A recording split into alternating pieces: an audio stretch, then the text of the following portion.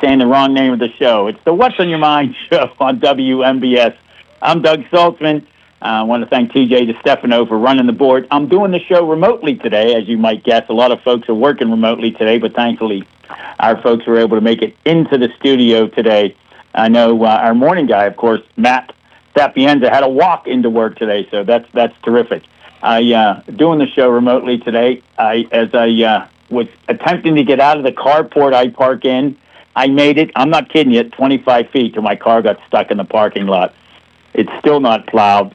I thought, okay, it's this little car I drive. This is my fault. I can't get anywhere. Then the plow showed up, and the plow got stuck in the parking lot. 3 of us had to push the plow loose.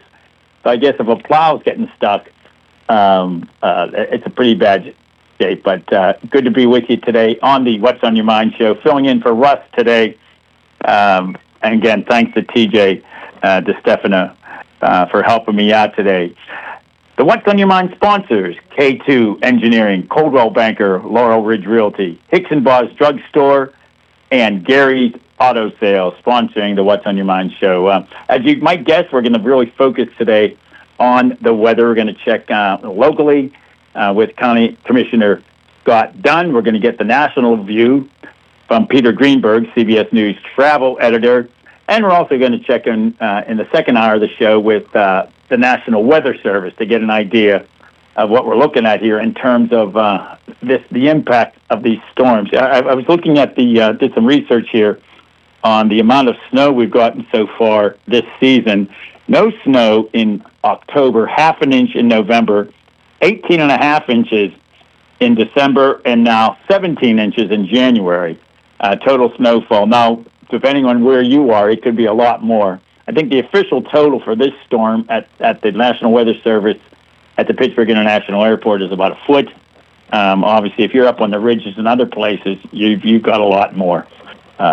Pittsburgh International Airport is now up and running. The last I looked into it, 33 delayed flights, 70 canceled flights.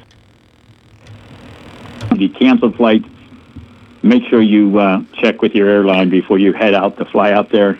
And obviously be careful if you're out on the roads. That goes without saying, but, we sort of have to say that anyways. In fact, buses, I'm told, are not running today. They will be up and running again as soon as possible. And keep in mind, even when they do return, some of those routes could be delayed, altered, or canceled due to the road conditions. So, be careful out there, especially if you've got a big four-wheel drive truck. Yeah, you can make it through. Don't go too fast. Center of gravity is pretty high. Often those things... and Doug, I have your first guest, Peter Greenberg, on the line. Joining us right now on the WVU Medicine Uniontown Hospital talk line, the travel detective, host of Eye on Travel, which you can hear Saturdays here on WMBS at 3 p.m., Peter Greenberg. Peter, this is a storm among storms, not the worst, but it's up there. It's really having an impact throughout the Northeast and across the U.S., is it not? It is, but things are getting better. Let's go back a couple of days. 2 days ago, we talked about a number of cancellations. Yesterday was the worst, 11,000 flight cancellations. That's the worst in about maybe 5 or 6 years since the pandemic. Then by this morning, it was down to about 8,800 delays, about 4,000 cancellations. But here's the good news. Tomorrow, it's down to 21 cancellations, period. It's just infinitesimal, so it's going to drop off dramatically. The key is not about the cancellations, but will the airlines be able to get their planes back in sequence, their crews back in schedule, in time to be able to get up and running? But right now, what we saw happen over the weekend was actually a smart move by the airlines. They did a lot of preemptive cancellations on Friday and Saturday so they could keep their planes where they were and their crews where they were, so that when they're ready to get up and running, they don't have to go looking for anybody or any planes. They've got them. So starting tomorrow, they're back. They'll all be full, of course, as people have to rebook, and that'll stay with us for the rest of the week. Yeah. Often that's the case. You might be in Florida or somewhere warm and say, well, there's no problems here. Well, you have to have the equipment in the right city, especially if something hits Atlanta. That's always a big to-do on the East Coast, is it not? The size of Atlanta's airport. And if they have problems there, it really does affect a good part of the Eastern Seaboard. Well, you've got 3 major choke points You mentioned Florida in the southeast. You've got New York and you've got Atlanta. Anytime you have a delay or an operational problem in any of those three airports, all the delays and cancels move west very, very quickly. But there's a way around this, and that is if you have an application called FlightAware or Flight Radar 24 or a new one out there called Flighty, Flighty, you're able to track your airplane based on the tail number of the plane assigned to your flight number. And it speaks to your point. If your aircraft can't get in, you're not leaving. And this will tell you where your actual aircraft is that's assigned to your flight. It makes a huge difference. Yeah, or find a corner somewhere at the terminal where you and your family can sleep. We've done that at one point. Stuck in Orlando, 6 of us with a week's worth of luggage, stuck in Orlando. But you're going into that sometimes if you travel during the winter. As we talked to CBS News travel editor Peter Greenberg. Yeah, those numbers you talked about, 11,000 cancellations down to 4,000, down to a couple of dozen tomorrow. Obviously, things can change, but that preemptive flight cancellation idea, that's not entirely new, but it hasn't been used a whole lot in the past, has it? Well, it's been used during hurricanes and now during this winter storm because they have enough weather forecasting advance work to be able to show them what they need to do. You don't ever want to put your aircraft or your crews in harm's way, or you don't want to put them in a situation where they can't get out later on without disenfranchising a whole lot of other people. So they did the smart thing. I mean, in Dallas alone, on Friday and Saturday, they were canceling hundreds of flights, keeping them on the ground there at the American Airlines hub. I'm sure they did the same thing in Charlotte, another American Airlines hub, and Delta was doing the same in Atlanta. Yeah. Our major airport here in southwestern Pennsylvania, of course, is Pittsburgh International. Recently opened a new terminal. The airport's doesn't handle the flights it did once when, of course, U.S. Airways had a hub here. That all changed after 9/11.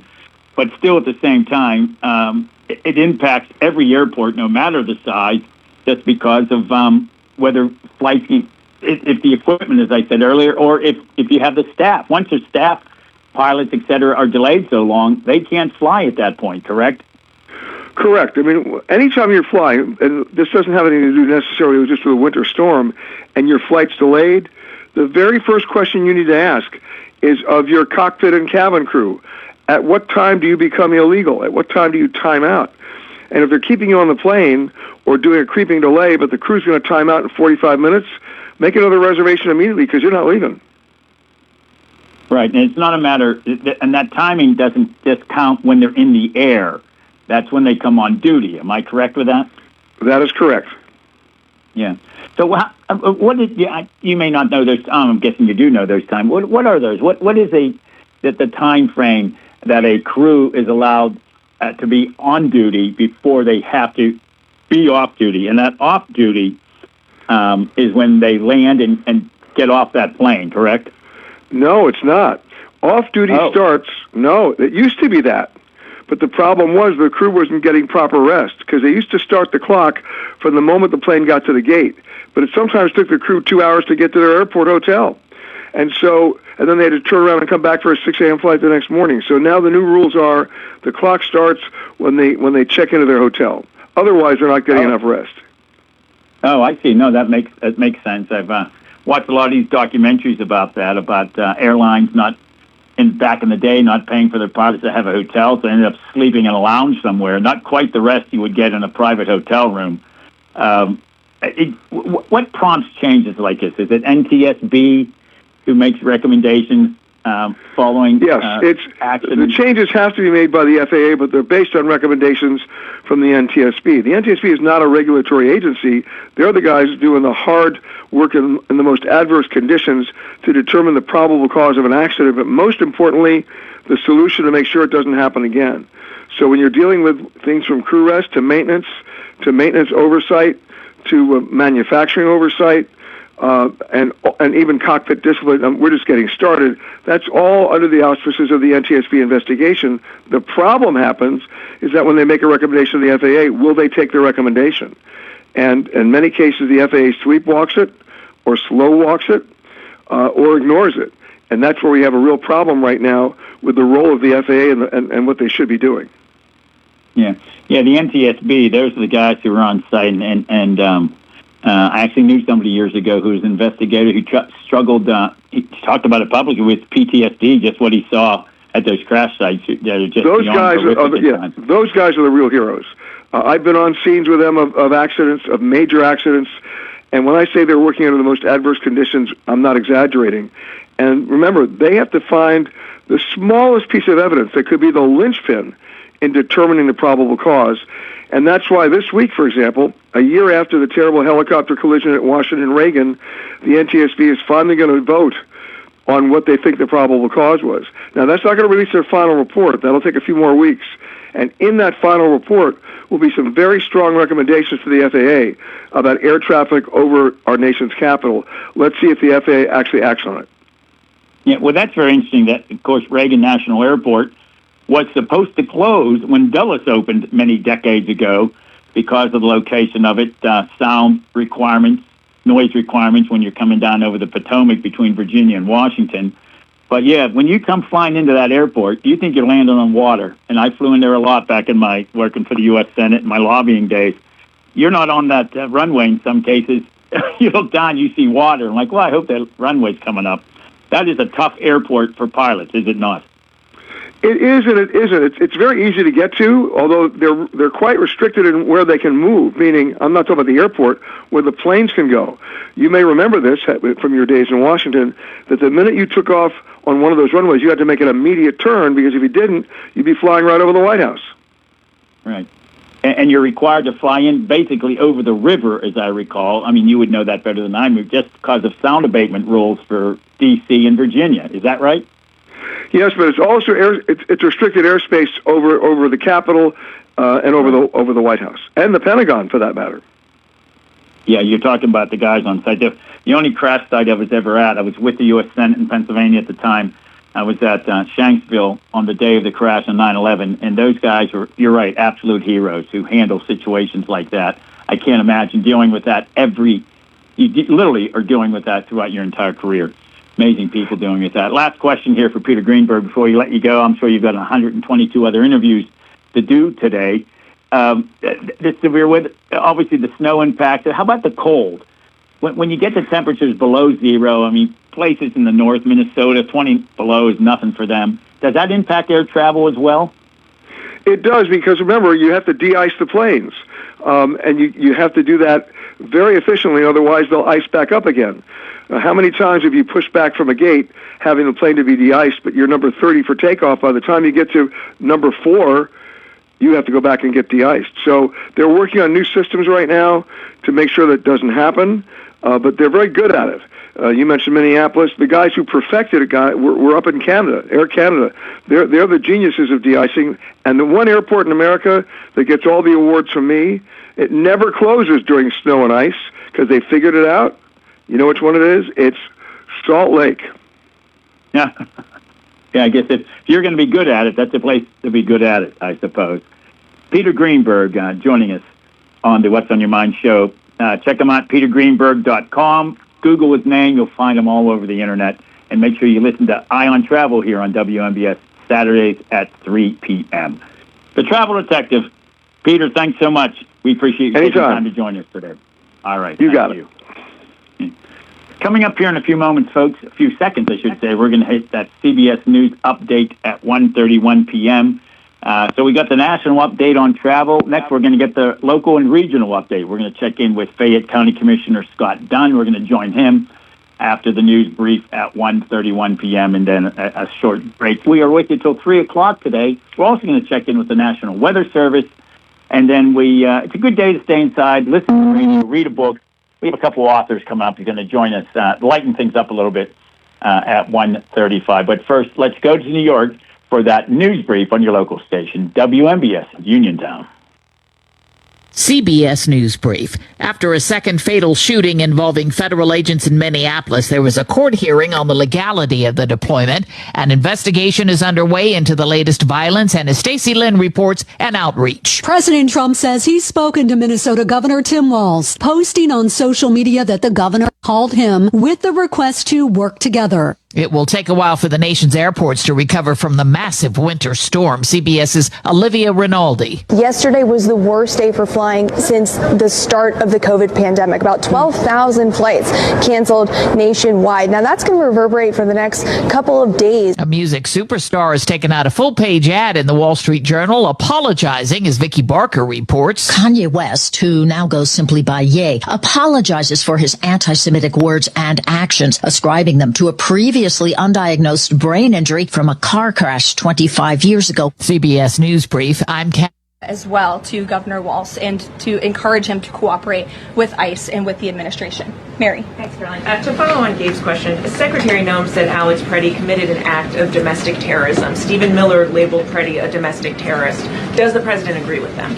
Look, as I've There's only one best lunch spot in Uniontown. Titlo Tavern and Grill on West Main Street, serving 8-ounce Reubens, foot-long cheesesteaks and subs, half-pound handmade burgers, plus pizza, calzones, strombolis, pepperoni rolls, and fresh salads like Greek, antipasto, salmon, steak, and chicken. Open Tuesday through Thursday, 11 to 9, Friday till 10, Saturday 2 to 10. Dinner and happy hour specials nightly, and private parties are welcome. Call 724-437-6749. Titlo Tavern and Grill. Hairstyles by Francie, Morgantown Street across from Apothecary Pharmacy, is proud to sponsor Catholic School student messages. Congratulations to the students, teachers, and administrators as they celebrate Catholic Schools Week from Francie, Susan, and Corrine at Hairstyles by Francie, offering styling with a personal touch. Phone 724-437-8760. Hello, my name is Cecilia. I am a 6th grader at Culinary Catholic School. This week, we are celebrating Catholic Schools Week. There are many activities we do to celebrate. We have the science fair on Tuesday, a stuffed pet show on Thursday, ice cream social, and games in the classrooms as well as Mass. I love Culinary Catholic School because we have performing arts from 3rd through 6th grade, sports like cheerleading, basketball, cross country, volleyball, and flag football. We have robotics for half a year and STREAM. We learn how to fly drones in 6th grade. We have a greenhouse and aquaponics. Our teachers are very nice. We publish books every year starting in kindergarten. We also have a cantor choir for 5th and 6th graders, and religion classes every day. If you're interested in Connery Catholic School for your child, register at the open house by going to our website, connerycatholic.org. Thank you. Congratulations to our local Catholic school students, teachers, and administrators as they celebrate Catholic Schools Week from owner Francie Shimko, Susan Podlosky, and Corrine Monaco at Hairstyles by Francie, Morgantown Street across from Apothecary Pharmacy. For styling with a personal touch, call Hairstyles by Francie at 724-437-8760. Experiencing symptoms of COPD? Frontier Clinical Research in Scottsdale has been selected to conduct a clinical research study, and participants are needed. All study-related care will be provided at no cost, and no health insurance is required. Compensation up to $2,200 for qualified participants for time and travel. To learn more, call Frontier Clinical Research in Scottsdale at 724-220-5281. That's Frontier Clinical Research in Scottsdale at 724-220-5281. Hey, you looking for a quality pre-owned vehicle?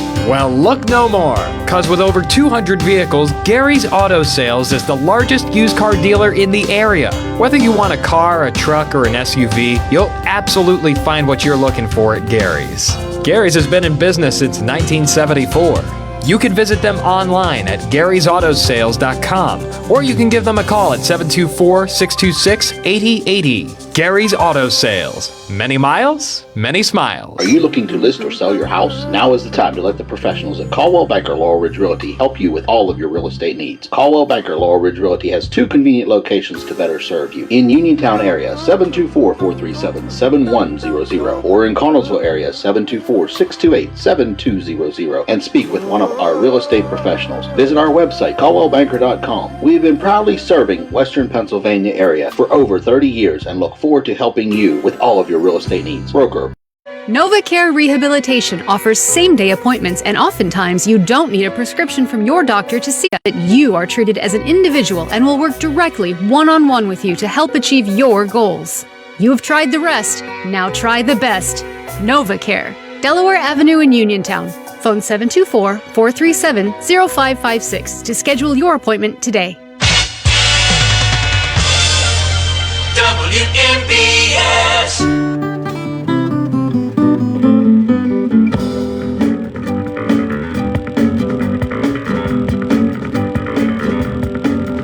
That's Yes. The group Yes. Bring us out of the break here on What's on Your Mind. WMBS Union. Doug Saltzman subbing on the show today. I'll be with you tomorrow and Wednesday as well for the afternoon drive show, but today I'm with you till 3 o'clock. I want to thank Peter Greenberg from CBS, travel editor for CBS News, for joining us a few moments ago. Give us an update nationally. Now to get that update locally, what's happening in the county. We've given you some updates, of course. The FACT buses are not running today, and keep in mind when they do come back, according to the recording at the FACT offices, those routes might be delayed, altered, or canceled based on road conditions. I know Westmoreland County, their transportation system today is all routes have been canceled, and they're expected to resume tomorrow. The Port Authority, or Pittsburgh Regional Transit, as it's now called, they're operating only where road conditions allow. Delays can be up to 1 hour. So keep that in mind if you're looking for public transportation today. It is non-existent or it's going to be delayed, which is certainly understandable given the amount of snow we've gotten here. Joining us right now on the WVU Medicine Uniontown Hospital talk line, the chairman of the Fayette County Commission, Fayette County Commissioner Scott Dunn. Commissioner, thank you very much for joining us.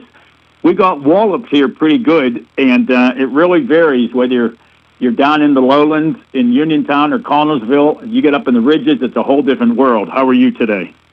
I'm doing good. I think I'm halfway in between. So I was out and about this morning, and some of the roads are clear, some of them are still pretty sketchy. Please use caution if you're going to be driving. When you get back to the fact, I had that later in my notes, but we're certainly going to try to have some buses on the road tomorrow. The fact has a ride share system where you can schedule a trip, and they pick you up at your house. I mean, some of that might not happen, but we're certainly going to try to be as operational as possible tomorrow. And I guess the key is, too, if someone sees that the road hasn't been cleared, or maybe it's not been cleared to their liking, the last place they want to call is 911. That's the last place you should call to complain about road conditions, correct? Yeah, we want to keep 911 open for life emergencies and things like that. Wrecks and medical emergencies. And when it gets bogged down with the plow guy plowed my driveway in, somebody has to come plow me out. That certainly hurts. And the people to contact there are your municipalities. And I do want to step back a second and just how much appreciation should we have today for the road crews that have been out. PennDOT, the boroughs, the townships, the cities. Even the Turnpike Commission keeps Route 43 clear. We owe them a debt of gratitude, along with our first responders, the fire departments. And I saw that, even Fayette EMS had a overturned ambulance yesterday. Luckily, nobody was injured in that accident. But they're out in it. And for the most part, I can tell you, I only heard 2 whistles in Dunbar yesterday, and that's because people hopefully had the sense not to go out and try to drive around in this. So I think the public paid heed, and this could have been way worse. Luckily, the public played their part as well. Yeah, and the fact that storm hit on a Sunday, frankly, I was talking to somebody at the National Weather Service. And they said, it makes it a lot easier if it's on a day off where most people are off. Most churches didn't hold services yesterday. But he said, just got to use common sense. You're probably not out of toilet paper, so you don't have to run out and get some. If not, maybe improvise. They're always shocked at the people who have trouble and get stuck on the side of the road, how to go out and get bread and eggs. It's not just it's not one of those stories people tell. It actually happens. Right. When you have an ambulance that flips over, man, the roads are not good, and those ambulance drivers are trained to drive. They're just not out there winging it. So, But no, you made a good point there, Commissioner, as we talked to Commissioner Scott Dunn about the county's response to the storm. These plow drivers are working 12-hour shifts. So they might get some sleep, but they're back on the road. I drove a plow at one point. It's nerve-wracking. Okay. It's just not going down the street plowing. You've got cars who, for some reason, decide, I can drive out in front of that plow. Plows don't stop quick, and you can't plow when there's traffic. You just can't. Right. You come to a stop, and you're not going to keep plowing. But those guys and gals are really the heroes. The first responders that are out today, a firefighter fighting a fire in this weather. Can you imagine what that must be like? Right. Getting hit with that spray. Yeah, really something else. Now let's talk. County offices are closed today, correct? So we did make a decision to close today. A lot goes into making that decision. We have to start with the courts and make sure that there isn't some trial that has to happen. The last thing we want to do is make sure that postpone something that for some legal reason had to occur. So the courts actually have the ability to stay open even if the courthouse is closed, if you will. The commissioners could have closed our departments and the courts would have stayed open, but they didn't have anything that was pressing, so they made the decision to close. That kind of made it easy. Then we have to start talking about our essential departments, 911, the jail. Those guys and girls, they don't have the option to not come to work. Like, we can't close the jail. So we have to make sure that we're talking with the management staffs there. Our 911 system has a lot of redundancy built into it, has a lot of backup protocols. Everything is under control. There are no we get emails from our EMA director every 4 hours, and they always end with the same sentence: "We have no unmet needs at this time." So we worked with them. We worked with FACT again to make sure that we're making a wise decision here. And at the end of the day, we didn't want our employees and the general public, and if there were any jurors coming in, to have to feel that they needed to, risk something to get to the courthouse or to get to a county office today. So that we made that decision. We made the decision pretty early yesterday morning in the midst of all the snow and the wind. Luckily, we didn't tried not to wait till the end of the day. So. Interesting topic you brought up there about the courts. I had forgotten that has happened years ago, not in Fayette County. I forget where it was. I was involved with a client, and they shut down the courthouse, and a trial ended up getting dismissed because of procedural issues related to delaying that trial. But that's something most people don't think about, that you can't just stop a trial at times. It's not always the stuff we see on Law and Order, or insufficient evidence, or witness issues, or something. But you have an issue like that. You took too long. So and there is a time limit. There is a time limit, and a lot of times that time limit gets waived by the defendant, or the courts allows the prosecution to take extra time because of disclosure or some some court-related need. But there is a time limit, so we have to make sure that we're not doing something improper. So there was probably about 2.5 hours of conversations with a bunch of our departments yesterday to make sure that everybody was on board. But again, the departments that have to be open, obviously the jail, you can't shut down the jail. Your emergency management's up and running. 911, the 911 center is up and running. Right. Those are the ones that have to be up and running. Am I missing any? So folks know that the essential services are happening, of course. So we do have a couple that are related. One is behavioral health. Just because it's snowing doesn't mean that there aren't some instances when they are needed, and the same with CYS. So those are the two that they are operating today from home. So, but hopefully they don't have to go out and be in this weather.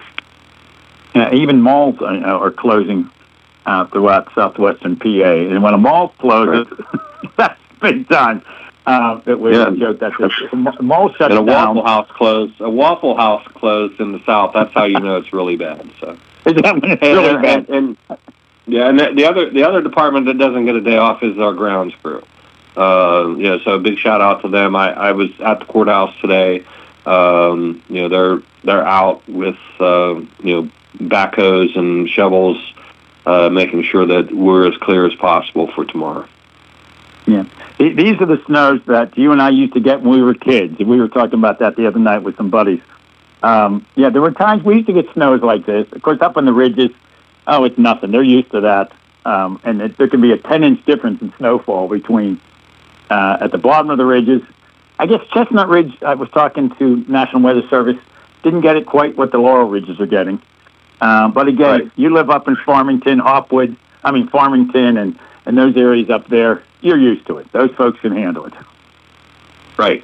That's what I grew up in Uniontown, ended up moving to Farmington for 6 years. And that's the first thing you realize is, everybody's used to it. Don't be complaining. And I used to go to the locals and say, okay, what am I doing wrong? Like, why is your 4-wheel drive going through this? No, and mine isn't.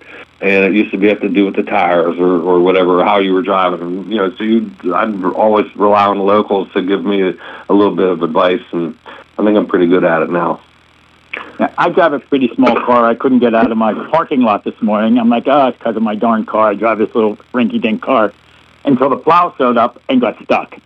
I was saying earlier on the show, 3 of us had to push the plow truck to get it moving. That doesn't usually happen for a plow truck to get stuck, but that's an idea of what this weather is like. Yeah, if you have a doctor's appointment, sure, it may have taken you a while to get that appointment. They can reschedule. You don't want to risk life and limb.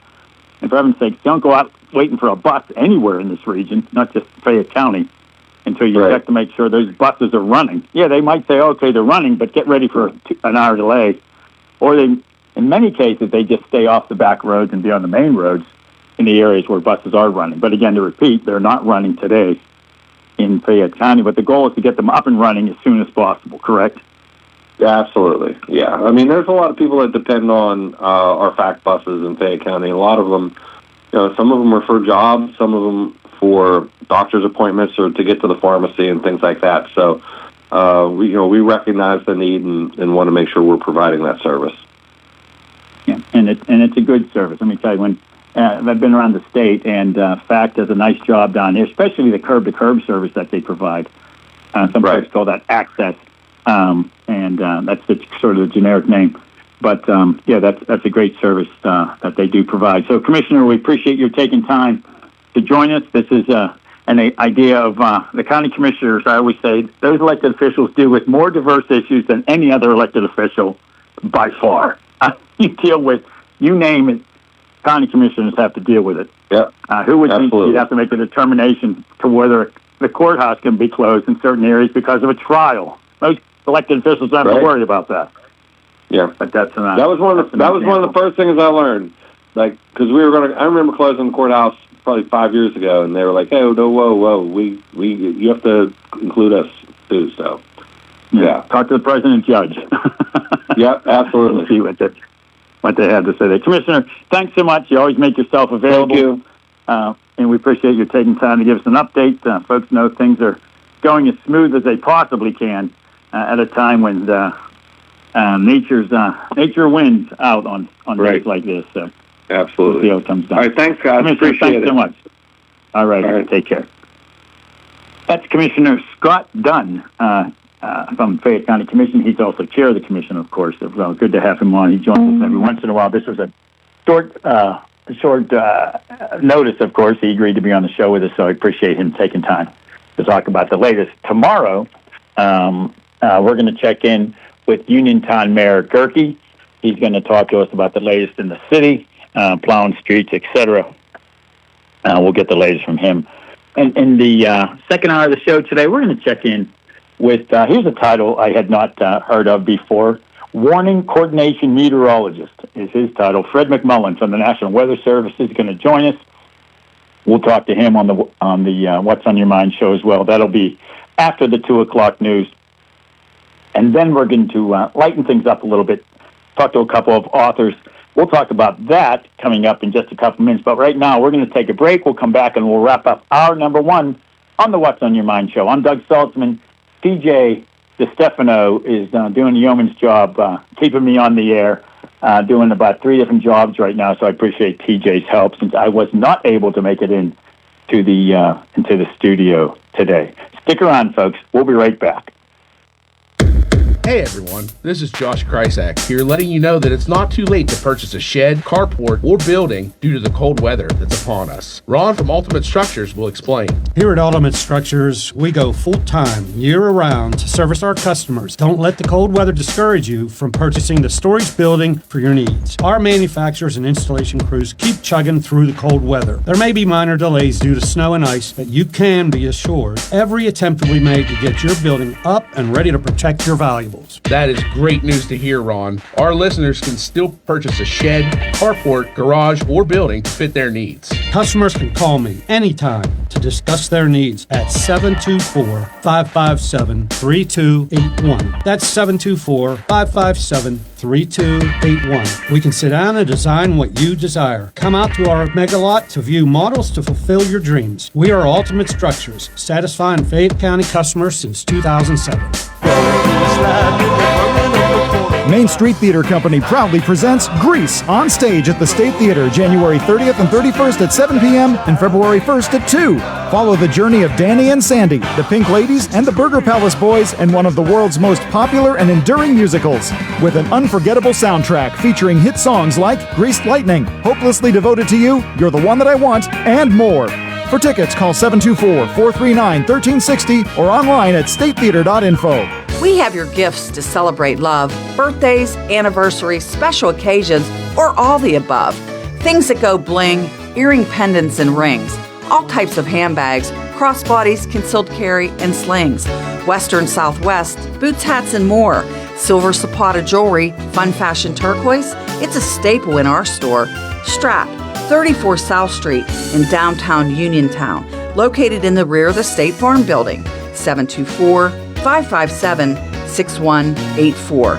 We value your shopping experience here with us at Strap, so come on in, sit a spell, enjoy a refreshment, and a bag of peanuts. Strap, 724-557-6184. We're open Tuesday to Friday, 11 to 5, and Saturdays, 10 to 3. Convenient street parking right in front of our shop. You're sure to adore us, and you'll love our prices. Shop small, shop Strap. Are delinquent credit cards, medical bills, and personal loans stressing you out? Are you unable to catch up? Are the debt collection calls just too much? If yes, then call Zebley Law at 724-439-9200. Zebley Law provides free in-person consultations.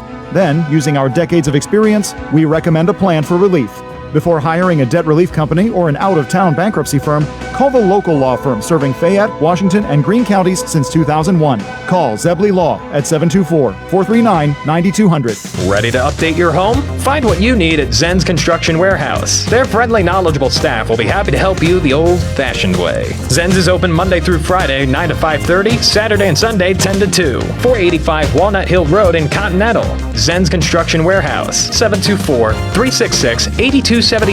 Or visit Zen's Construction Warehouse's Facebook page. Zen's Construction Warehouse, our surplus, your savings.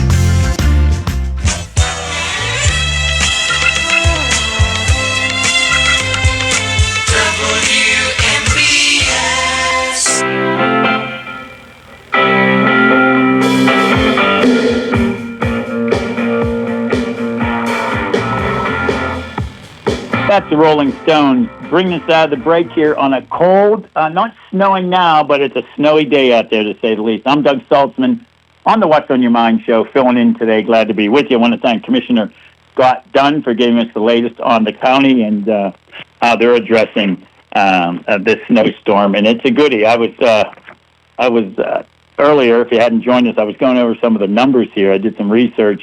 Snowfalls this year, we had no snow in October, about a half an inch in November. Now, these are the official totals at the Pittsburgh International Airport, where the National Weather Service is. 18 and a half inches in December and 17 inches in January. Now, those can vary. One of those geeks, I took a yardstick out into the yard and at one point measured, it wasn't a drift, 17 inches of snow where I was. But again, you get up on the ridges, I'm sure there's 2 feet of snow up there. And other areas might have 10 inches of snow. The key is to be safe out there, folks. We were just talking to the commissioner about that. The plows can't plow the roads if there's cars stuck on the roads, ambulances, fire trucks, police can't get by. So if you don't have to go out, don't go out. It's all the old lines. Check on your neighbors, check on your elderly friends, neighbors, relatives. Make sure they're all okay, especially make sure they're furnished. Of course, over the weekend, my daughter and her husband, their furnace stopped working. Classic, right? Thankfully, we're very lucky. We have a furnace guy in the family. Uncle John, who better? We always joke, have a guy who knows how to fix a furnace, the plumbing, or a car. Always have one of those in your family. And a nurse, too. We have nurses in our family as well. So, yeah, be careful out there, folks. If you don't have to go out, it's old, it's cliche, but don't go out if you don't have to. Right now, I'm showing here 15 degrees outside our Davis & Davis Attorneys at Law studios. As I mentioned, we're going to check in with the National Weather Service when we come back during the 2 o'clock hour. And then we're going to lighten things up. Good day to stay home, listen to the radio, read a book. So we're going to check in with Jim Wexell. He's been on WMBS over the years. He's a correspondent for Steelers.com, author of 6 books. Most recently, a book, If These Walls Could Talk, that he wrote with the great Craig Wolfley. Also joining him, though, will be Craig's widow, Faith Wolfley. She'll be joining us. So Jim and Faith will be joining us at 2:35, and we'll talk about that book, If These Walls Could Talk, Stories in the Pittsburgh Steelers Sidelines, Locker Room, and Press Box. And again, that was written by Craig Wolfley with Jim Wexell, who a lot of you know. He's been a guest on WMBS. Met both of them over the weekend at a nice event, a fundraiser for John Kolb's group, former Steeler John Kolb. And it's a group that he works with veterans and first responders and members of the military struggling with post-traumatic stress disorder, PTSD. So we're going to check in and talk about Craig Wolfley. Great guy. What a shock it was when we heard him. He and Tunch were partners, buddies, good friends, and we lost both of them much, much too early.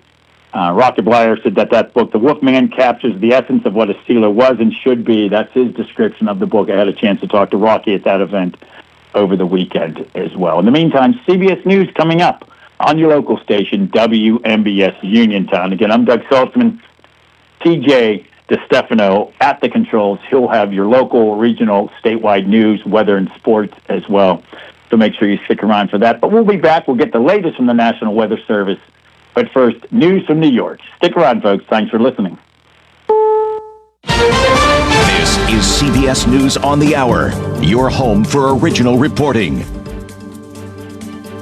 I'm Jennifer Kuiper. As state and federal officials clash over a second deadly shooting of a Minnesota resident by federal immigration officers, arguments before a federal judge in Minneapolis have just wrapped up. Judge Catherine Menendez said there will be no decision today on whether she should at least temporarily halt the immigration crackdown in that state.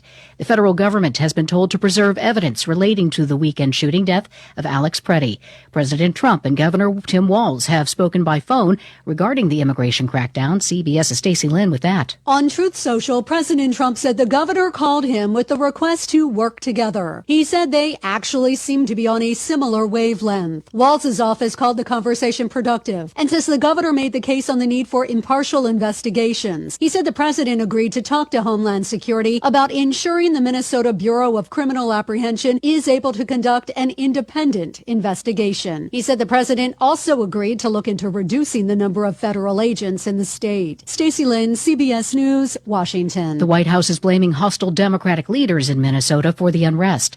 Minnesota state leaders say they want to be part of the investigation, but the Department of Homeland Security says the investigation belongs to them. Former Border Patrol Commissioner Gil Klurkowski says this comes down to transparency. Any attempt to exclude or to potentially hide information from state and local authorities just raises the concern of the citizens.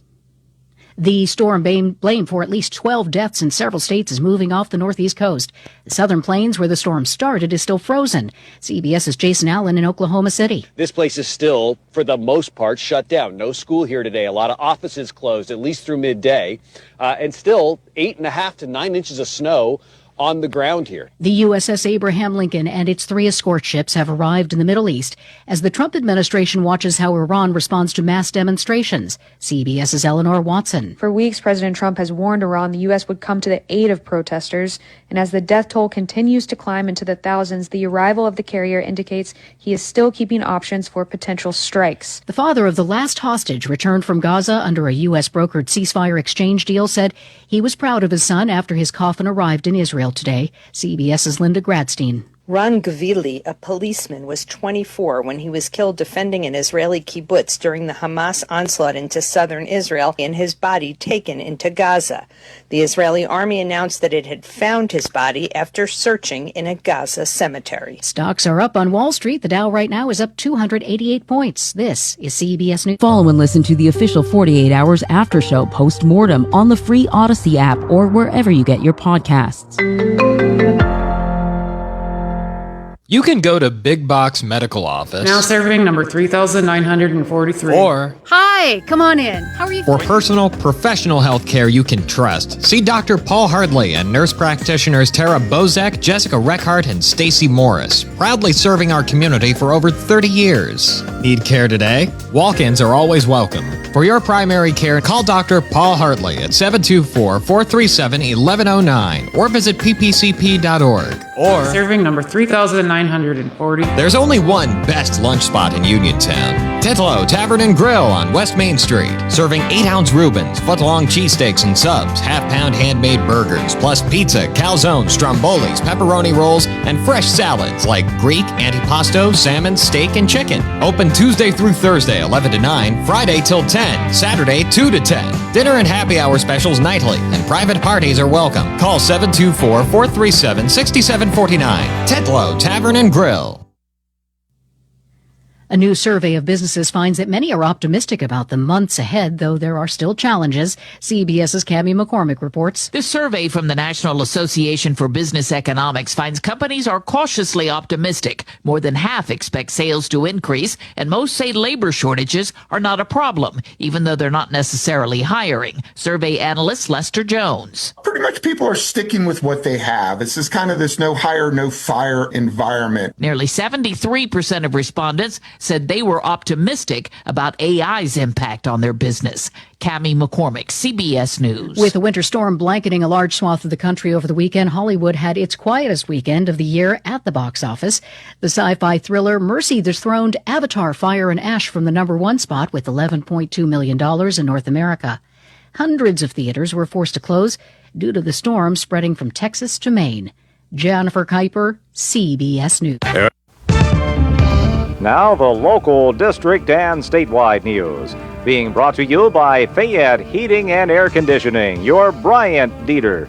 Keeping you warm and cozy in winter and cool and comfortable in summer with a quality Bryant gas furnace or air conditioning system. And now the news. And good afternoon. It is 2:05. It is cloudy and 17 outside the Davis & Davis Attorneys at Law Studios, Fayette County's personal injury attorneys since 1976. Your local station, 590 AM, 101.1 FM, WMBS. I'm TJ DeStefano. Sports and weather in just a bit. With the snow and the cold, the list of remote, flexible instruction and now a few closed schools continues to grow for tomorrow. That'll be Tuesday. And here is the list we have right now.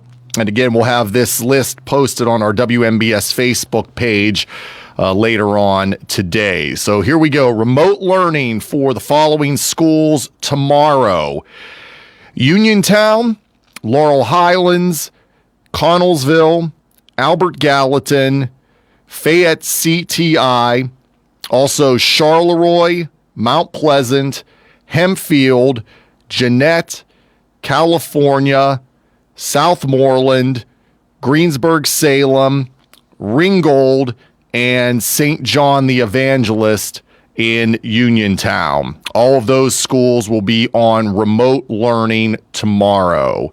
Few schools with a flexible instruction day. They are Norwin, Penn Trafford, Greensburg Central Catholic, York, and Greater Latrobe. And the two schools closed for tomorrow, the Monongalia County schools in West Virginia and Chestnut Ridge Christian Academy. So that is what we have as of now. Again, we'll continue to update the list, and then the list again will be on our WMBS Facebook page later on today. Speaking of closures, county courthouses and government offices in parts of southwestern Pennsylvania are closed today due to the winter weather conditions, including in Fayette, Washington, and Westmoreland counties. All county buildings will be closed to the public, and most employees are working remotely where possible, though essential services like jails, sheriff's offices, and 911 remain operational. Residents are urged to avoid travel and use 911 only for true emergencies. Gas prices across Pennsylvania remain higher than the national average this week. AAA says the average cost per gallon in the state is currently at $3.01. The national average has climbed slightly to $2.86 per gallon. Pennsylvania is one of the best states to retire in. That's according to a new Wallet Hub study, which ranked the best and worst states to retire in 2026 based off of factors such as affordability, quality of life, health care, and fun activities. Pennsylvania was ranked as the 8th best state to retire in, scoring its highest marks in quality of life. The top state to retire in was Wyoming, and the worst was Kentucky. If you're expecting a refund from Uncle Sam this year, now is the time to file your tax return. Here is Rory O'Neill with more. The annual tax return season is upon us. The IRS now accepting returns for 2025. Most filers will have to get returns submitted by April 15th or request an extension. The IRS processed more than 165 million tax returns last year. All but 10 million were filed electronically. The average refund in 2025 topped $3,100. I'm Rory O'Neill. WMBS time is 2:09. Sports and weather after this. 439-2323. For 24-hour emergency service, call us when you need. We're Fayette Heating and Air Conditioning, your service company.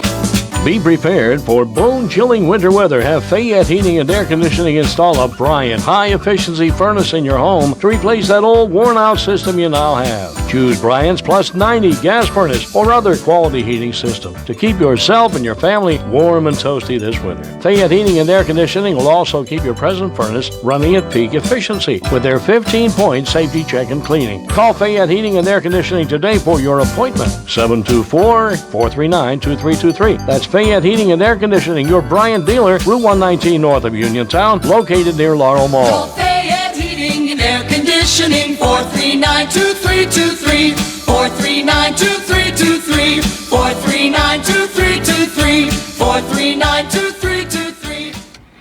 And in sports, we'll have college basketball tonight. We have a change in our game for tonight. We will now be carrying Arizona at BYU. The pregame will be at 8:30 with tip-off at 9. That's tonight here on WMBS. Tomorrow, the Steelers will introduce Mike McCarthy as their new head coach. That'll happen at a press conference tomorrow afternoon at 2 o'clock.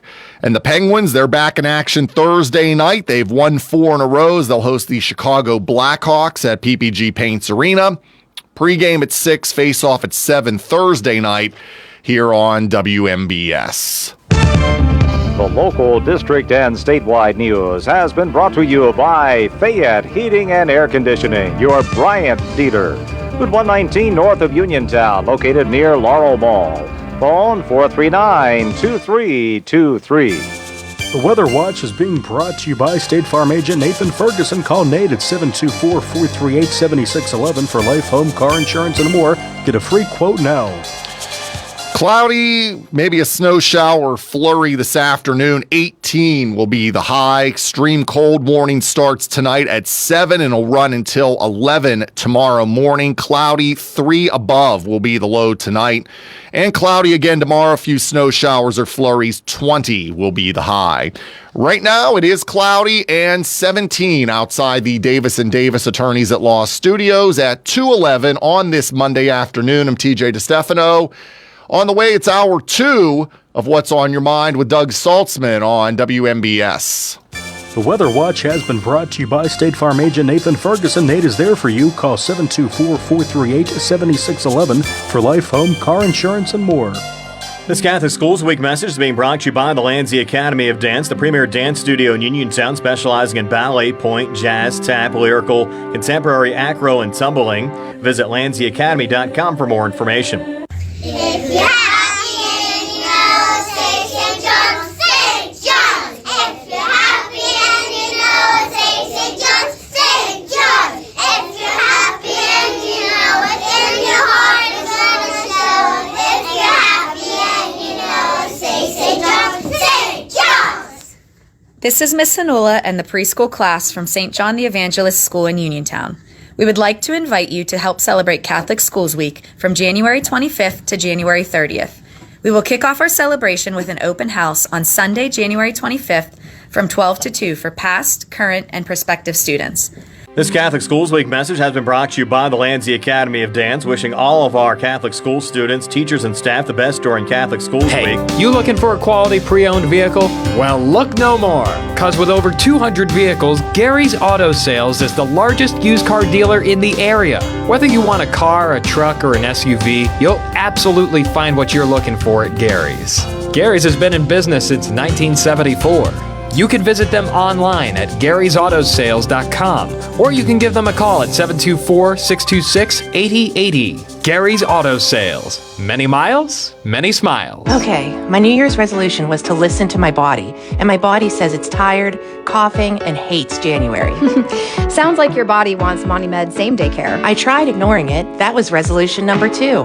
Let me guess, you Googled it? Yeah, now I'm scared. Let's not do that. I'm Kendall Soliero, a provider at Montgomery Medical. Walk in, get real answers, and start feeling better. No appointment needed. Wow, a resolution I can actually keep. New year, same germs. Walk into Montgomery Medical today.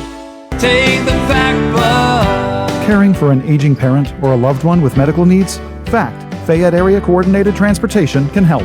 Seniors 65 and older ride free on our fixed routes. People with disabilities get discounted shared rides. And if your loved one has medical assistance, their trips to doctors or treatment are covered under the shared ride program. Give them safe, reliable independence and yourself peace of mind. Call 724-628-RIDE or visit factbus.com. FACT, your community, your connection. Having Hicks & Buzz Drugstore in Uniontown means reliability, quality, and service. Pharmacists Stephen Harper and Seth Miller gladly answer healthcare questions and take care of your prescription needs. Hicks & Buzz also offers free prescription delivery, mail-out service for snowbirds, and dependable courteous service, all part of their good neighbor way of doing business. Hicks & Buzz Drugstore at 304 Morgantown Street, phone 724-437-2828. Open Monday through Friday, 9 to 6, Saturday till 3, closed Sunday at Hicks & Buzz Drugstore of Uniontown. Your local station, WMBS. The views and opinions presented by the host, guests, or callers on this program do not necessarily represent the positions of WMBS Radio.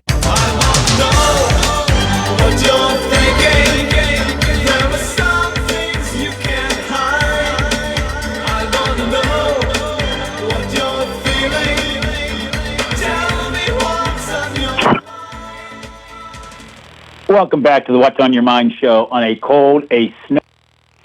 Doug Saltzman subbing for Russ today. Thanks for joining us. We're talking about the weather, as you might guess, as we did in the first hour. What's on Your Mind, sponsored by K2 Engineering, Coldwell Banker, Laurel Ridge Realty, Hicksonbaugh Drugstore, and Gary's Auto Sales. Cold one out there. I'm showing, 15 degrees right now outside our Davis & Davis Attorneys at Law Studios. Feels like -3. So it's old cliches. It's fatherly advice. Don't go outside in shorts and flip-flops. I saw a guy yesterday in shorts. I don't quite understand the point of that, but I guess it's all part of looking tough, I suppose. But, yeah, bundle up, for heaven's sakes, when you go outside. Peter Greenberg joined us, CBS travel editor, giving us the national report on the impact of this severe weather. How about this? 11,000 flights were canceled over the weekend.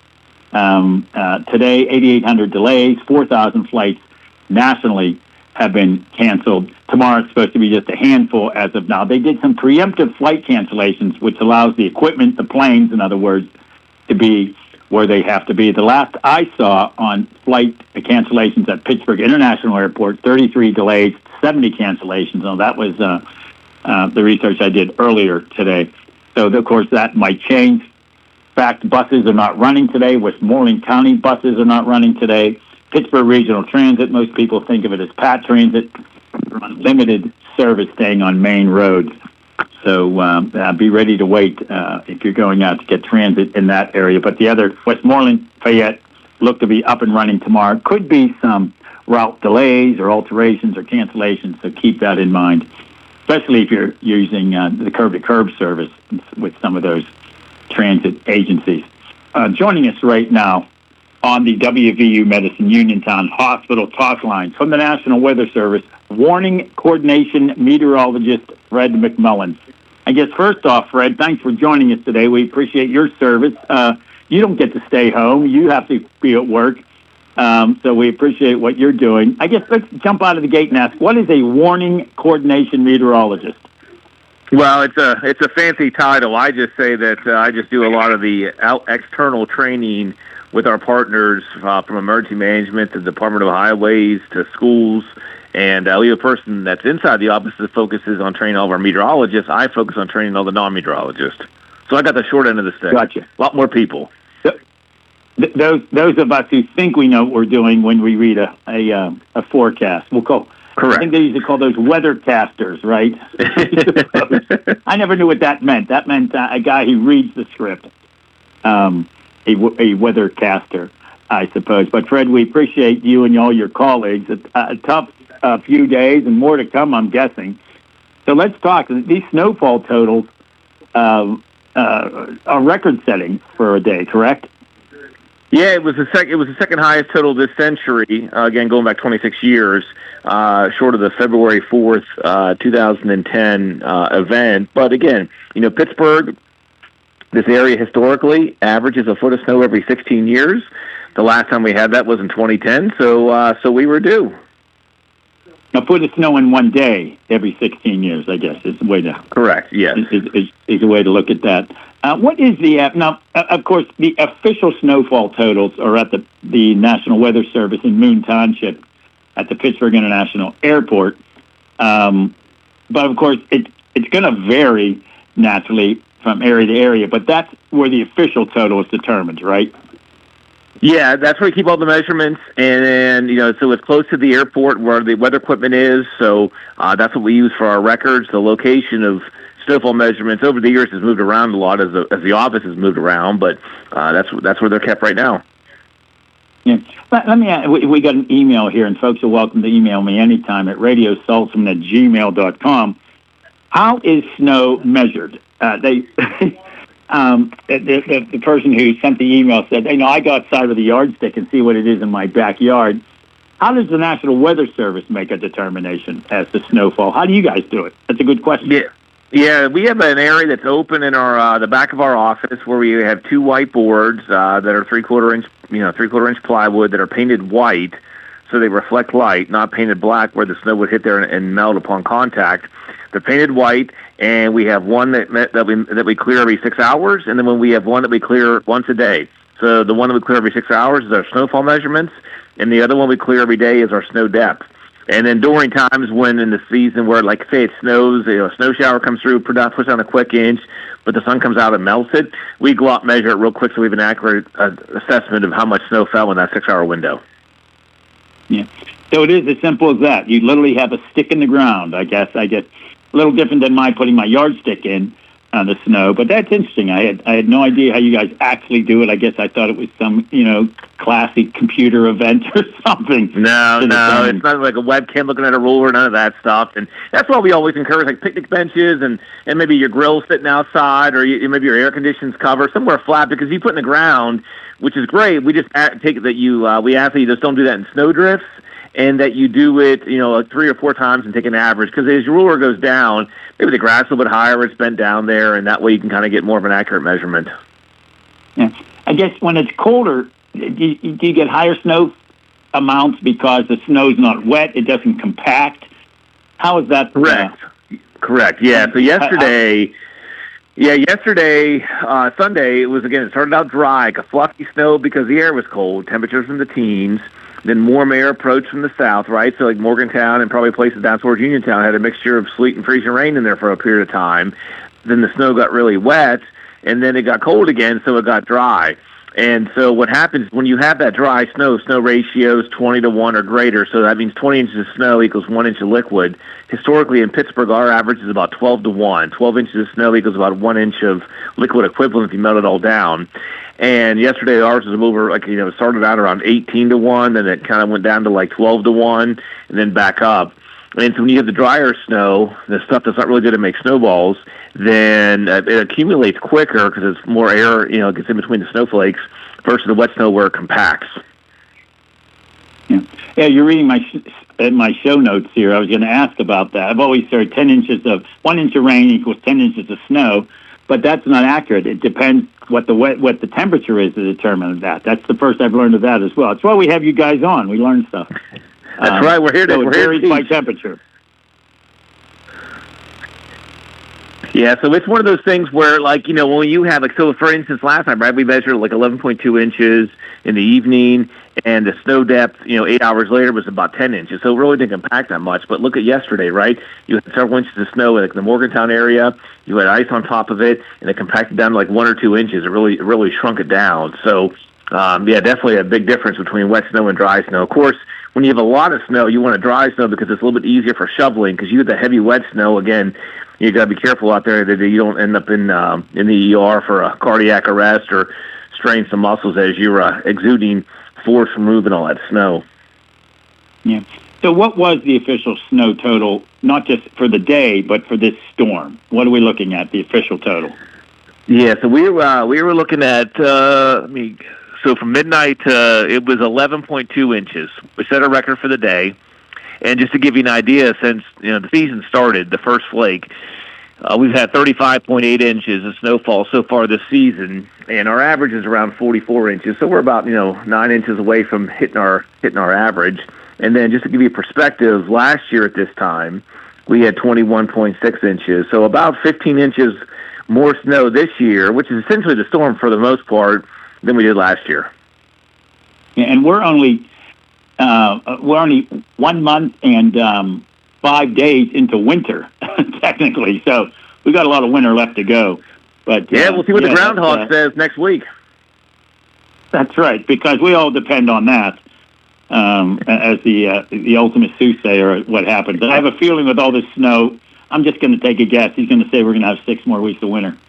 Most of the time he says that. Yeah.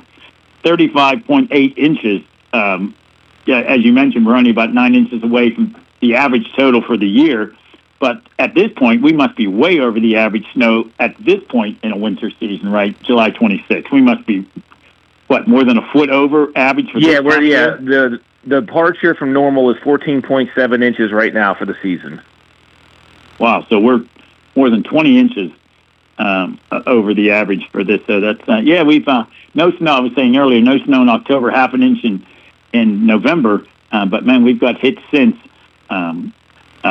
during this snowstorm. We are talking with Ed McMullen, meteorologist with the National Weather Service.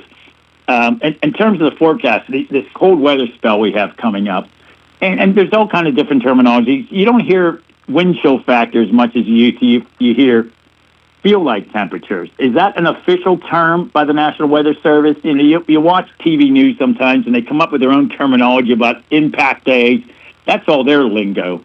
What is the official lingo from the National Weather Service when it comes to what a temperature feels like compared to the actual temperature? Yeah, we have two terms that we use. We use wind chill still, which has been around for a long time. And then we have apparent temperature, which is an element that kind of incorporates, okay, what's the apparent temperature? What's it feel like on your body when you combine the wind and the heat? So those are the two values that we use to communicate impacts if you're outside with other weather elements. Yeah, so I guess the apparent temperature is what you hear a lot of people say feel like temperature, I suppose. Correct. That's not the official term, but I think that's what a lot of people think about. In terms of what we have coming up and the temperatures we've had, much colder than normal. How far are we below normal for this time of year when we're hitting highs at 12 degrees the last few days?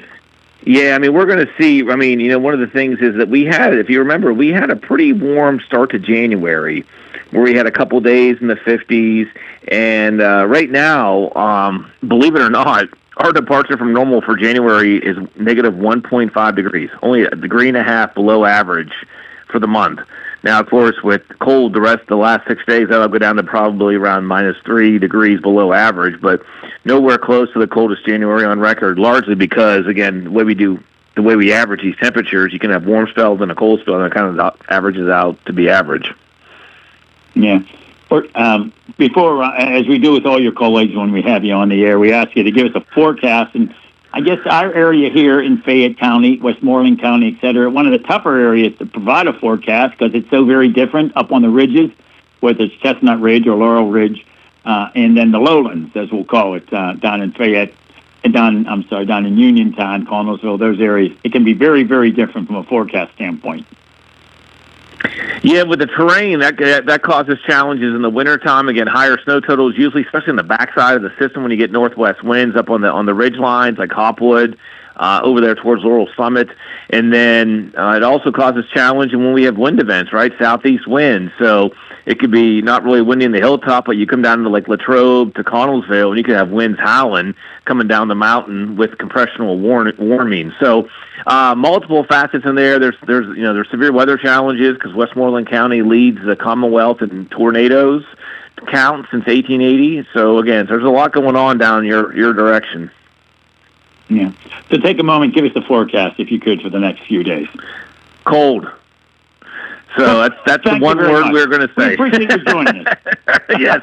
Yeah, so unfortunately, if you don't like cold weather, you're not going to like the forecast. So, again, lows probably, it depends where you live, right, because all the terrain down there in Westmoreland and Fayette counties, anywhere between like 5 below to 5 above for the lows.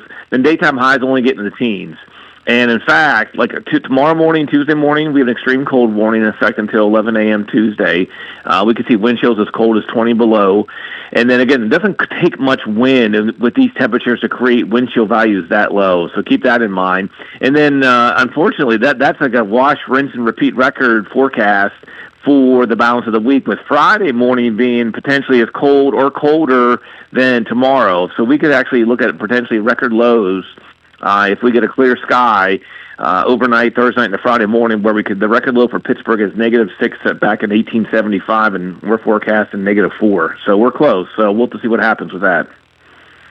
And that's the low temperature record for that date, correct? Correct. Yep, for Friday. Yes. Fred McMullen, warning coordination meteorologist with the National Weather Service out of Moon Township. At some point, we'll have you on someday and talk about folks who want to be to help and provide information to the National Weather Service, the proper way to do that, and how they can help you guys out. We'll do that another time, though. You're busy enough these days. We appreciate, Fred, you're giving us the update on what's going on. Appreciate your service. Thanks a lot. Okay. Yeah, thank you. Have a great day. Be safe and stay warm.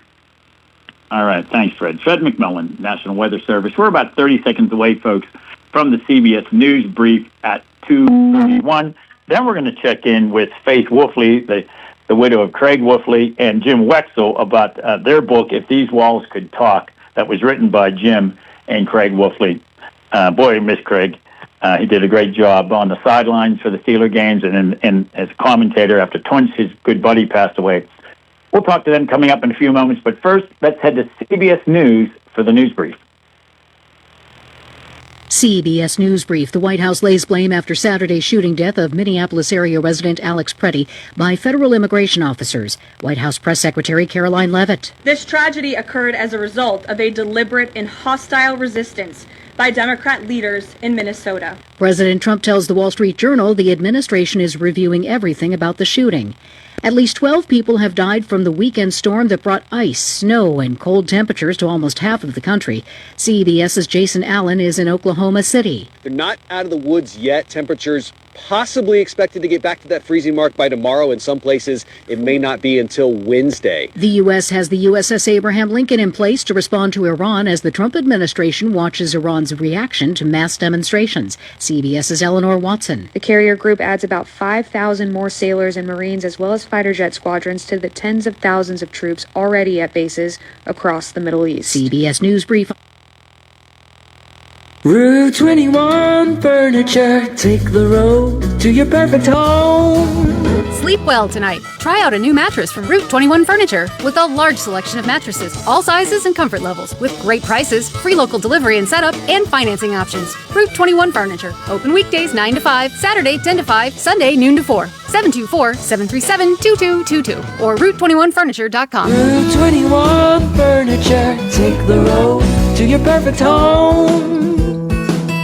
Your mental health is your most valuable asset. With 55 years of experience serving Western Pennsylvania, Chestnut Ridge Counseling Services is ready and able to assist you with all of your mental health needs. Offering over 20 specialized treatments, open access, and just-in-time scheduling means that you receive the treatment you need in a time-conscious fashion. Chestnut Ridge Counseling now offers telehealth, mental health urgent care with immediate access to a mental health professional with no appointment necessary. Call 724-437-0729. That's 724-437-0729 for mental health urgent care at Chestnut Ridge Counseling. Outpatient care options include individual, group, and family therapies, mental health and psychiatric evaluations, and medication services. Outpatient care and services are also available for patients under the age of 18, geared towards youth-centric problems and concerns. Take control of your mental health care with Chestnut Ridge Counseling Services. Call 724-437-0729 to set up an appointment or speak immediately with a mental health professional.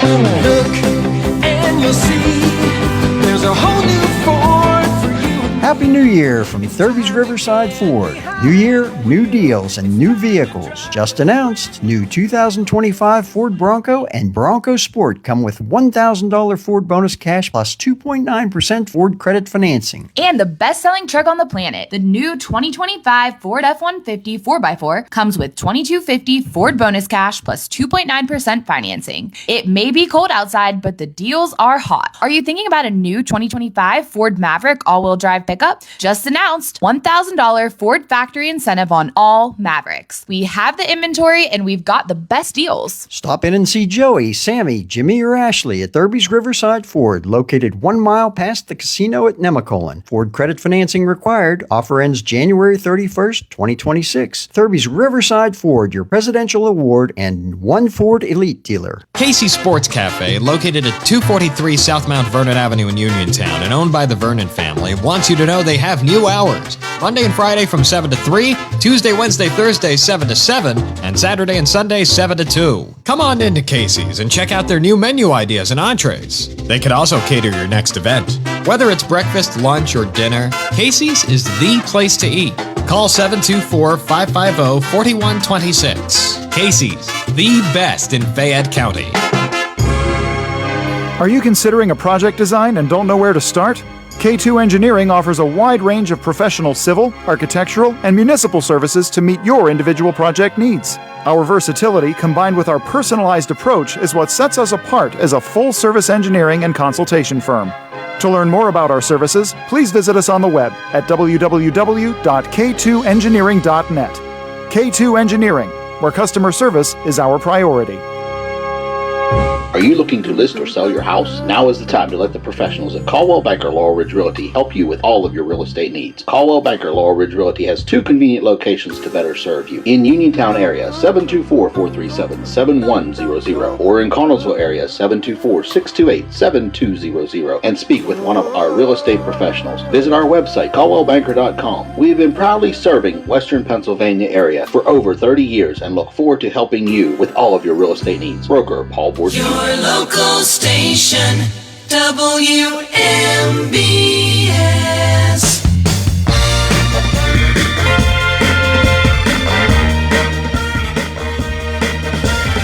Welcome back to the What's on Your Mind. Snowy, as you might guess, Monday out there. I'm Doug Saltzman, subbing on the What's on Your Mind show. Thanks for joining us today. We're looking at, 15 degrees right now outside our Davis & Davis Attorneys at Law Studios. Feels like 2 below, and get used to that, folks. I'll tell you, I don't think it's supposed to go above 17 degrees until the weekend. So if you don't like cold, it might be a time to get out of town. But a lot of airlines, we were talking earlier with Peter Greenberg from CBS News, 11,000 canceled flights over the weekend, a lot of those preemptive to keep planes in the cities they needed to be. Pittsburgh Airport, 70 canceled flights, 44 delayed flights was the last I saw. We'll keep you updated on that as well. As I mentioned earlier, we're going to lighten things up a little bit. We've been talking about the weather, checking in with the county, checking nationally, checked with the National Weather Service. It's a good day to stay inside, read a book, and there's a good one available right now. And joining us right now on the WVU Medicine Uniontown Hospital talk line, Faith Wolfley, the wife, of course, of the late Craig Wolfley, and Jim Wexell, publisher of Steel City Insider, correspondent for Steelers.com, author of 6 books on the Steelers, and editor of the just-released memoirs by the late Craig Wolfley, If These Walls Could Talk. And can you imagine if they could talk, especially from the Pittsburgh Steelers, the sidelines, the locker room, and the press box? Faith and Jim, thank you very much for joining us today, Faith. How are you? I'm doing well. Thank you, Doug, for having me. Oh, you're welcome. It was very nice meeting again. Jim, good to have you on as well. I just spoke to Jim a moment ago off the air. We're not ignoring you, Jim. Don't worry. We want to know how you're doing, too. So. If you don't talk more to Faith, you're crazy. That's right. Well, of course.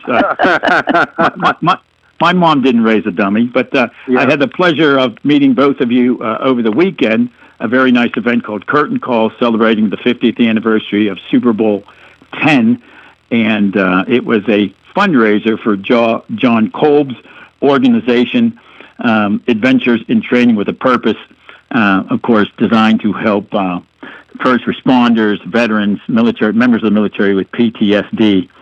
Fascinating to hear these guys over the weekend talk about their memories. And Franco, or I'm sorry, I almost said Franco. Rocky, right at the beginning, said, this was 50 years ago, guys. We're in our 70s. We may not remember everything. So that was fun to listen to. But let's talk about this book. And of course, If These Walls Could Talk. Let me ask you, Faith, how did Craig come up with this idea for a book, and how did he come up with that name? Well, first of all, for the guys that said it was 50 years ago when they were on stage, Craig would have said for all of them, hey, his statement was always, never let facts stand in the way of a good story. So whether they were fuzzy details or not, they all made it a good story. All the guys did this weekend. That was awesome to see them up there. And Craig started this book a couple decades ago, and it was just every year in the off season he was always talking about working on it, wanting to finish his book, but not until about 2 years ago or so, Jim Wexell really got in his ear and got him motivated and got him going, and Triumph Books decided to sign on for the project, and it was in the series of books called If These Walls Could Talk. And there's several books out there by other players, other teams in that series, and so that's why Craig's book ended up in it. Yeah, you talk about two buddies, and Craig and Tunch, of course, who did a radio show at one point together. Not that we ever listened to other radio stations, of course. No, we never do that. But they had such a fun time, and boy, I miss the two of them on the air. Of course, Tunch was in the broadcast booth during games, and for years Craig was on the sidelines. I'm guessing that had a heck of an impact on Craig to lose his friend Torrance. They weren't just those fake, friendly teammates. They were best buddies, weren't they? They always referred to themselves as brothers from different mothers. And they came into the Steelers organization in 1980 as rookies, and they ended up being roommates. And the stories in the book about their different escapades as roommates are quite funny. And they played all 10 years together as roommates and on the team. And then when they came back as broadcasting, they decided to be roommates in broadcasting too. And for years, while they were broadcasting, traveling with the team, they roomed together again, and they were closer than real brothers. And so it was very difficult when Tunch passed. If the stories that they told publicly were good, can you imagine the ones they agreed not to tell publicly? How good those must have been, for heaven's sake. I'm sure. What happens in Vegas stays in Vegas. Right, we'll call that one. Jim Wexell, let's go over to you. Writing is your life. You've done 6 different books. Again, Faith a moment ago mentioned about how you got involved, kind of got him motivated. When I hear that a book comes out 3 weeks after some national or international event happens, I'm like, okay, that's a book I'm not going to read. No good book can be written in 3 weeks. They don't all take decades, but how did you get Craig motivated to finally put this thing into print? I think Faith is trying to be too nice to me. I don't know that Craig didn't need much motivation. Craig's an athlete. Craig's highly motivated, self-motivated, disciplined. He had sent me chapters years ago, 20 years ago, and I said, "This is good, Craig. I don't know that there's going to be a market for the '80s Steelers at the time, 20 years ago. Now there is. Now people I want to know about. Jack Ham was still playing, Jack Lambert, all those great stories, and then how Chuck Noll kept it together through the '80s. We're reliving the '80s right now with a team that can't seem to get past the first round of the playoffs. Chuck Noll's team, his 9 years between 1980 and '88, won 1 playoff game in 9 years, and so it's very similar. So right now, I believe is a great time to read about the '80s, and those '70s players were still around. When Craig showed me the chapters 20 years ago, I hired him to write for my site. I knew he could write. My site, Steel City Insider. And Craig wrote for Steelers Digest, too. And so, to tell you the truth, when the subject was broached to me by Triumph Publishing, they wanted me to talk to Bill Hillgrove. I said, Bill would be great, but I know a player turned media. They wanted somebody who has been with the organization, say, 40 years, a lifer. And you get players who played and then joined the media. Those are the perfect lifers for this series they did in every city. They've done in every city. And they wanted Bill Hillgrove. I says, hey, I said, all due respect to Bill Hillgrove, I've got somebody better. I've got a player who turned media who can write. His name's Craig Wolfley. Now they heard of Craig, and they said, "Oh, that's great. Let's go with that then." So they had us split the duties. They hired me at the same share as they paid Craig because I was, in theory, going to ghostwrite for the athlete, as most of their athletes in their series have had a ghostwriter. Well, Craig can write, and it was great because I didn't have to work too hard on keeping his voice, which is, as we've gone on, and after Craig passed the day the manuscript was due, and he had all his work in, and Faith and I we tried to polish it up and add some things and go into Craig's notebooks and find a couple of other chapters, but Craig did all the writing. I just toned it down a little, and people were so glad that after he passed, that his voice is still resonates through these pages. So I'm kind of proud of that, only that I got out of the way. I didn't mess with it too much. You polish it up a little bit. Every writer needs an editor. And so I don't want to receive too much credit here for motivating Craig. I think Faith might have motivated him maybe even more than I did.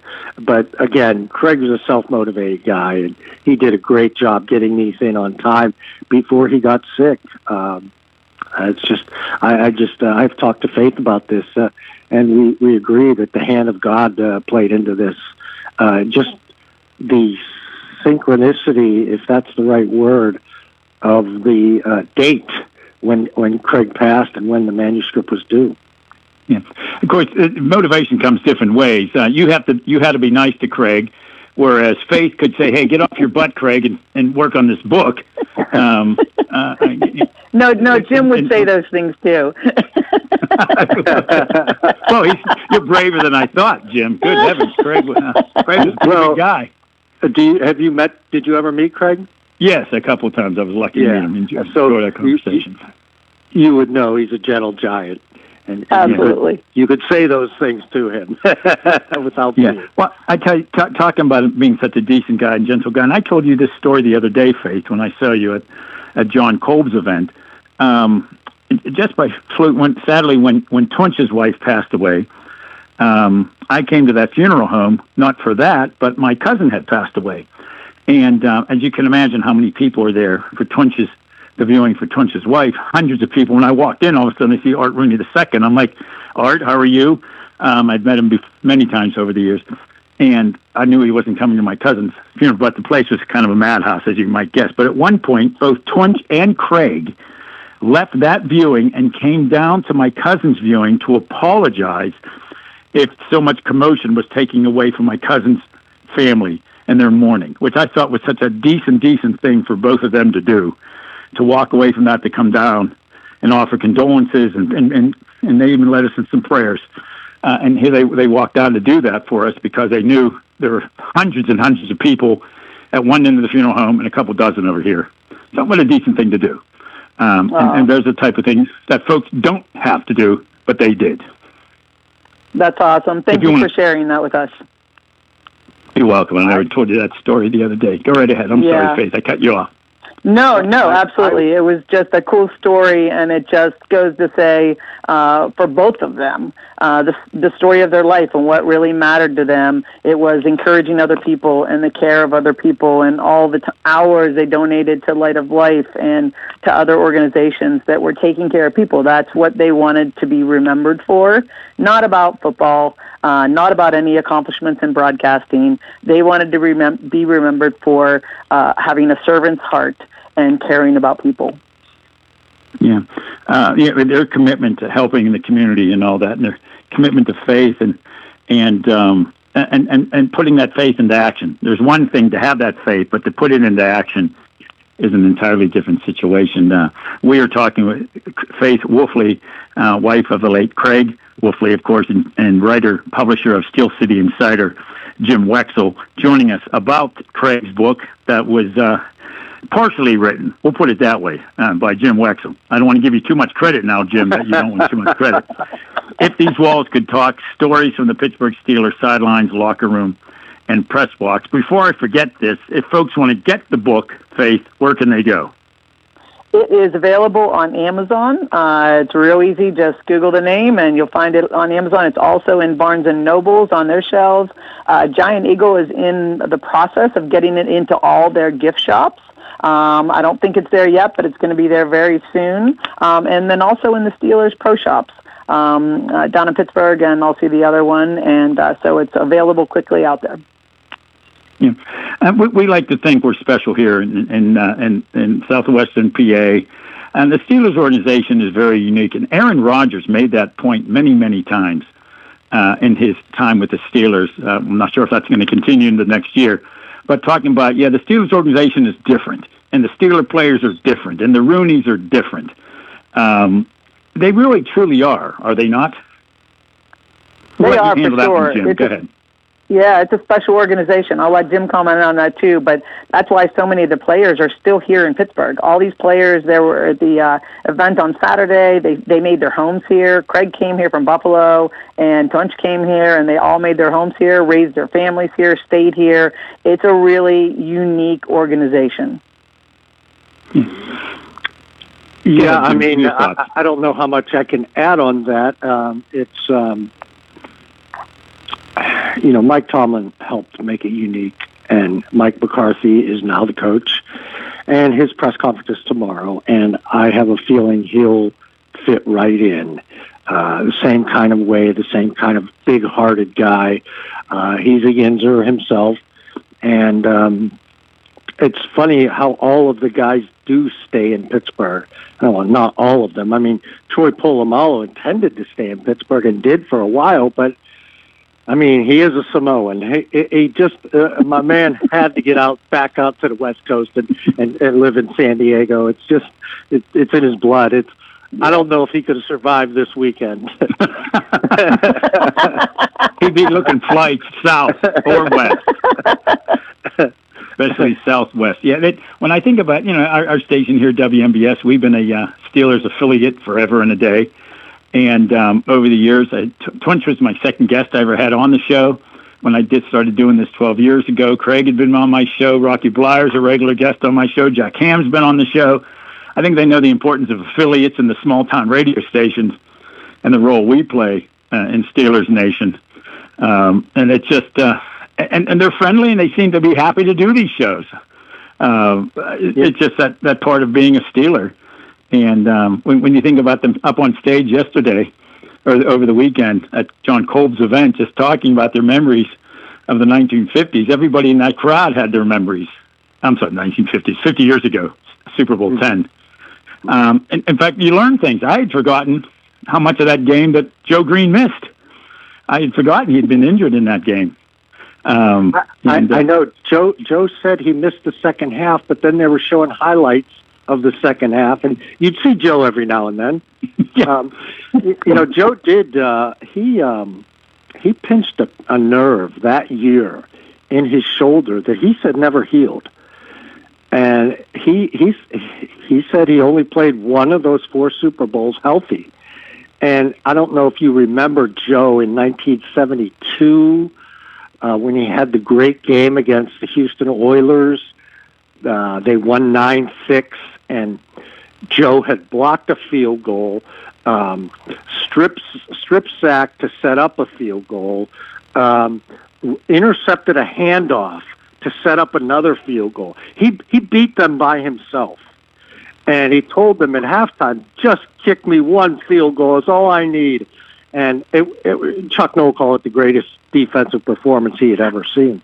So that was Joe Green in 72, 73, 74 when the Vikings had, 17 yards on 20 carries or something? Something ridiculous. And the Raiders before him and O.J. Simpson before them. The Steelers in 74 were incredible, and that was Joe Green's last Super Bowl healthy. So I had forgotten that he was in and out of this one, too. Yeah. And you think later in the 70s, they would hold Earl Campbell to negative yardage in a game. what that was like. And I thought, of course, the event the other night was had a great MC, of course, Charlie Batch, and he talked about how you guys are the legacy. We learned from you. You're our elder brothers, and the fact that now that the Steelers of later eras, 80s, 90s, now look back on that era and think, good heavens, can you imagine what that must have been like? That they went the entire season when they won Super Bowl 10 without allowing a touchdown in the first quarter, the whole season until the Super Bowl. Great stuff. Back to the book, Faith. Of course, if these walls could talk, great stories that Craig would be able to share. And that he would want people to know, right? That what the guys were like, what those teams were like, and not just what it was like when he was playing, but afterwards. Correct? Absolutely. There's some fun stories even about meeting Buzz Aldrin on the sideline and his conversations with him. And all Craig wanted to ask him is if he saw aliens when he landed on the moon. And Buzz, all he wanted to talk about was when he played high school football and tell Craig about all the football things that he did. And then and some stories in there about Kyle, our oldest son, who served in Afghanistan, spliced in there a little bit with so many good football stories.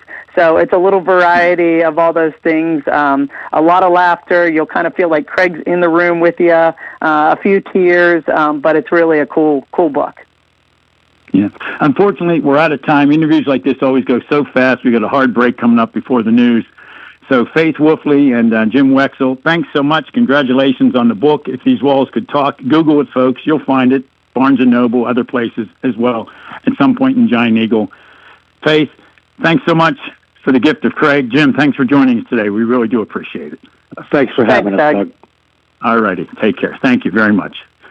Faith Wolfley, Jim Wexell joining us on the What's on Your Mind show. We're going to take a break and wrap things up for hour number 2. Stick around. In Catholic schools across the Diocese of Greensburg, education is more than academics. It's a foundation for life. Through faith-centered learning, academic excellence, and strong leadership formation, students are prepared to succeed and serve in today's world. Every lesson, every experience helps them grow into confident leaders grounded in faith and values. Catholic schools in the Diocese of Greensburg are growing a future of faith, excellence, and leadership. Discover more and schedule a private tour at CatholicSchoolsGuide.org. Zen's Antiques and Home Decor, a part of the Cinder Shack family of vendors, where you can find both antique and new furniture, collectibles, housewares, gift items, including jewelry and candles, and so much more. Follow Zen's Antiques and Home Decor on Facebook for new items and information on upcoming events. Zen's Antiques and Home Decor in Building 2 at 3391 National Pike in Farmington. Zen's Antiques and Home Decor. Uniontown Liquidation Outlet wants to thank you for borrowing our special pay at 2025. Come shop with us for the lowest prices around. We have toys, home goods, tools, electronics, and much more. We offer layaway, so stop in today and ask us how it works. We are located inside the Uniontown Mall. The Uniontown Liquidation Outlet. Visit us on Facebook, Uniontown Liquidation Outlet. Hope to see you soon. Chesler's Fine Furniture is having a floor sample bedroom suit blowout. That's right, prices on all bedroom suits in stock have been drastically reduced. Stop in and take advantage of top quality suits available at low prices and ready for immediate delivery. Select from a wide variety of styles, finishes, and name brands, including Von Bassett, Riverside, AWF, and Pulaski.